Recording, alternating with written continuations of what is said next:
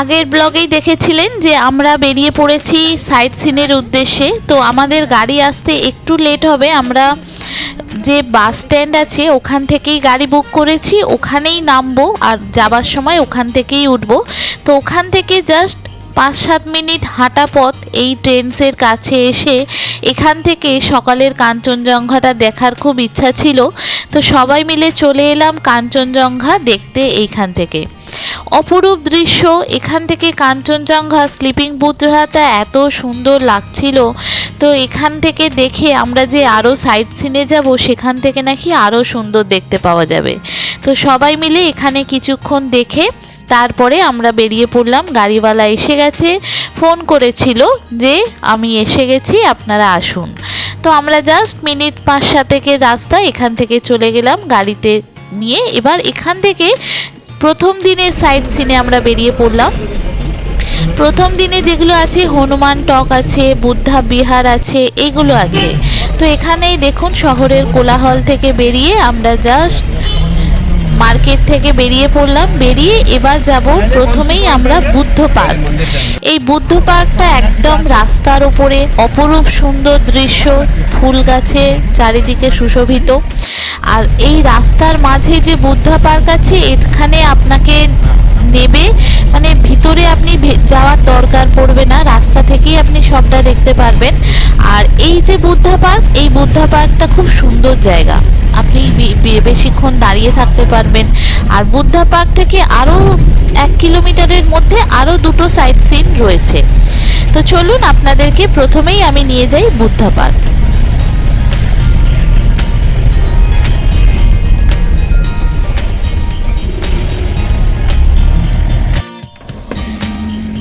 এই যে আমাদের নামিয়ে দিল, এইটাই হচ্ছে বুদ্ধা পার্ক। এখান থেকে দুদিকে দুটো দেখুন, দুদিকেই দুটো বুদ্ধ মন্দির আছে।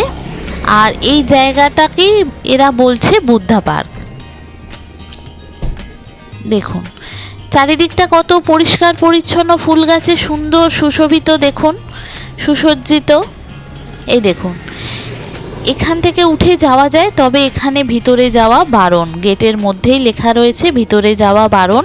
আপনি এরম বাইরে থেকে পুরোটা দেখতে পারবেন। ভিতরে পার্কটা নাকি, এই যে ভিতরের পার্কটা আছে এটা খোলে না, এই বাইরে থেকেই দেখা যায়। আর এই যে ভিতরের যে বুদ্ধিস্টরা যারা রয়েছেন তারাই এই প্রদীপ টদীপ জ্বালিয়ে দেয়। তো আমরা বাইরে থেকেই দেখছি, ভিতরে যেতে যেহেতু দেয় না আমরা বাইরে থেকেই দেখে নিচ্ছি। এই দেখুন এদিকটা একটা আছে, এপাশটা আবার রাস্তার ওপাশে আছে, এইটা দুটো সাইডেই আছে। এটাই হচ্ছে বুদ্ধা পার্ক। এই পাশটা দেখুন, এই যে প্রদীপ জ্বলছে, এই যে এখানে প্রে করা হয়। এই যে বড় একটা বুদ্ধা মূর্তি আছে, এই দেখুন, এই দেখুন বুদ্ধা পার্ক। এত উঁচু না, মানে ক্যামেরাটা আপনাদেরকে দেখাতে পাচ্ছি না, এত উঁচু। আর এই পাশটা আপনাদের দিয়ে যাই, এখানটা রাস্তাটা ক্রস করে কয়েকটা সিঁড়ি উঠলে এখান থেকে দেখা যাবে, তবে সিঁড়ির উপরে ভিতরে যাওয়া বারণ আছে। এই কয়েকটা সিঁড়িতে উঠে আপনাদেরকে একটু এ পাশটা দেখাই। এবার ভিতরে যাওয়া যেহেতু বারণ আছে আর উপরে উঠবো না, এখান থেকে আপনাদেরকে দেখিয়ে দিই। এটা হচ্ছে বুদ্ধা পার্কেরই রাস্তার অপোজিট সাইডের সিনারিওটা। দেখুন কতটা সুন্দর লাগছে, চারিদিকটা পরিষ্কার পরিচ্ছন্ন, ফুল গাছ, এত ভালো লাগছে না। আর কালিম্পংটা কিন্তু খুব গরম, লাভাতে যতটা ঠান্ডা পেয়েছি কালিম্পং কিন্তু প্রচণ্ড গরম। এবার এখান থেকে আমরা চলে যাব হনুমান টক, যেখানে বড় হনুমানের মূর্তি রাখা রয়েছে। তবে এখানে ফুলগুলো এত সুন্দর লাগছে, একটু ছবি না তুললেই নয়। আর এই ফুলগুলো তুলতে তুলতে আপনাদেরকে আরেকটা জিনিস দেখাই, চলুন।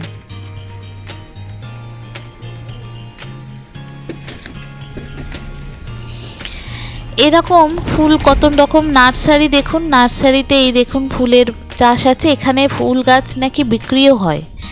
এখানে একটা জায়গায় লেখা ছিল প্ল্যান্ট ফর সেল বলে, এখানে বিক্রিও হয়। যারা আশেপাশের লোক তারা হয়তো কেনে। এখানে আপনাদেরকে আরেকটা জিনিস দেখাই, এই ফুল গাছ তুলতে তুলতে আমি লাল রঙের কলা দেখতে পেয়েছি। আমি প্রথমটা বুঝতে পারিনি যে কলা গাছও এরকম লাল রঙের হয়। এত সুন্দর বনের মাঝখানেই দেখুন কলা গাছটা, আর কলাটা হয়ে আছে পুরো লাল রঙের। আমি একটু আপনাদেরকে দেখাই, দেখুন কত সুন্দর কলা। এগুলো কি কলা আমি জানি না, আমি কখনো এরকম খাইনি, কিন্তু এত সুন্দর লাগছিল ছবিটা না তুলে পারলাম না। এবার এখান থেকে আমরা আবার গাড়ি ধরে চলে যাব হনুমান টক। চলুন হনুমান টকে গিয়ে দেখা হচ্ছে। এখান থেকে তো দেখা যাচ্ছে বজরংবলী, দেখতে পাচ্ছি একদম ওই উপরেটা। আচ্ছা আচ্ছা, ওই না মানে তোরা টেক করবি। এই বুদ্ধা মূর্তিটার কাছে আসবার সময় তো এখান থেকে আমরা দেখতে পাচ্ছি যে দূরে বড় হনুমানের একটা মূর্তি দেখতে পাওয়া যাচ্ছে। এটাই হনুমান টক, এখানেই আমরা যাব। চলুন, একদম কাছাকাছি দুটো তিনটে পয়েন্ট আছে, চলুন আপনাদেরকে নিয়ে যাই। এই দেখুন চলে এসেছি। এবার এখান থেকে অনেকটা উপরে উঠতে হবে, চলুন আপনাদেরকে দেখাই কতটা উপরে উঠতে হবে। এই হনুমান টক আর বাঁদিকের রাস্তাটায় একটা মন্দির আছে, সব রকম ঠাকুরের মূর্তি আছে। তো চলুন আপনাদেরকে আগে হনুমান টকটা নিয়ে যাই। অনেকটা সিঁড়ি আছে, আবার পাহাড়ি রাস্তাও আছে, কোনটা দিয়ে গেলে সুবিধা হবে যাই, উপরে উঠি, তারপরে আপনাদের সঙ্গে আবার দেখা হচ্ছে।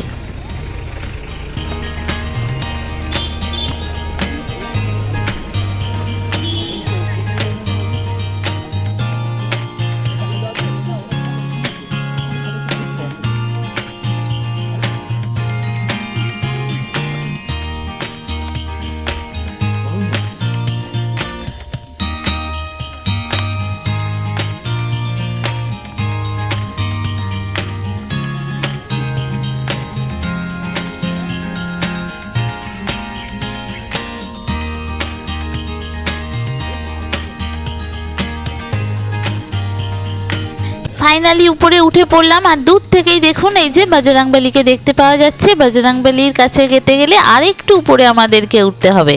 কি সুন্দর চারিদিকটা ঝিঝি পোকার ডাক, অসম্ভব সুন্দর শান্ত নিরিবিলি পরিবেশ। তবে সিঁড়ি দিয়ে উঠলে একটু পা ব্যথা করছে, ঠিক কথা, আর পাহাড়ি রাস্তাটা দিয়ে উঠলে পা ব্যথাটা খুব একটা করবে না। এখানে বসা যায়, তবে কুকুরগুলোই বসেছিল বলে আমরা আর বসলাম না। একটু চারিপাশটা ঘুরে দেখে নিই, তারপরে বজরংবলীর কাছে উপরটায় যাব। দেখুন আশপাশটা আপনাদেরকে পুরোটা দেখিয়ে দিই। এবার এইখান থেকেও আবার আরেকটু সিঁড়ি বেয়ে উঠতে হবে। উপরে উঠলে বজরংবলীর একটা বড় মূর্তি আছে। আর এই চারিদিকের পরিবেশটা দেখুন কতটা সুন্দর, গাছগুলো কতটা সুন্দর, কত রকমের ফুল গাছ। এখানটা খুব ভালো লাগবে আপনাদের, কিন্তু প্রচণ্ড যেহেতু গরম ছিল খুব কষ্ট হচ্ছিল। এখানে দুটো কাছাকাছি মন্দির আছে। এই দেখুন এটা একটা মন্দির আছে, এটা হচ্ছে গণেশ শিব ঠাকুর আছেন, আর এটা হচ্ছে রাম সীতা লক্ষ্মণ, আর এই যে বজরংবলী বসে আছেন এটা। আর উপরে আছে বজরংবলীর সব থেকে বড় মূর্তি। আর এই একটা রাস্তা আছে, এটা হচ্ছে পাহাড়ি রাস্তা দিয়ে যাওয়া যায়, আবার সিঁড়ি বেয়েও নামতে পারেন। তবে উপরে উঠলে এখান থেকে আবার কাঞ্চনজঙ্ঘাটা নাকি খুব ভালো দেখতে পাওয়া যায়, যারা উঠেছিল তারা বলল। তো আমরা আর উঠলাম না, আমরা এখান থেকে একটু ঘুরে ছবি টবি তুলে তারপরে আমরা এই রাস্তা দিয়ে নেমে যাচ্ছি। যে পাহাড়ি রাস্তাটা আছে সেটা দিয়ে নামবো, সিঁড়িটা দিয়ে আর নামবো না। এই যে এখানে দেখুন আরেকটা মন্দির আছে, এখানটা একটু ঘন্টা বাজিয়ে পুজো দিয়ে তারপরে নিচটায় আমরা নেমে পড়লাম।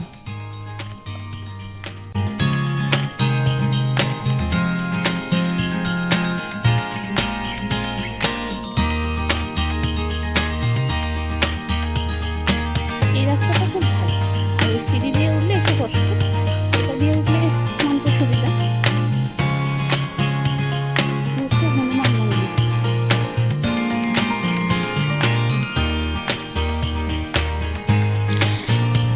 নেমে পড়লাম। এবার এখানে যে এই যে মেন রোডের পাশ দিয়ে আর নিচে নামার দরকার নেই, উপর দিয়েই একটা রাস্তা সোজা চলে গেছে পাশাপাশি আরেকটা মন্দিরের কাছে। তো চলুন এই পাশাপাশি আরেকটা মন্দির যেটা আছে সেটা আপনাদেরকে নিয়ে যাই। তার আগে দেখুন এই যে কত সুন্দর পাহাড়ি, এগুলো ধুতরা ফুল। আর এই রাস্তাটা দিয়ে সঞ্জয় দ্বারা নিচটা দিয়ে হেঁটে নেমে গেছে, আমি আর নিচটায় নামলাম না, আবার তো সেই উঠতে হবে। এই পাশ দিয়ে যেহেতু রাস্তা আছে এটা দিয়েই সোজা চলে এলাম এই মন্দিরটা।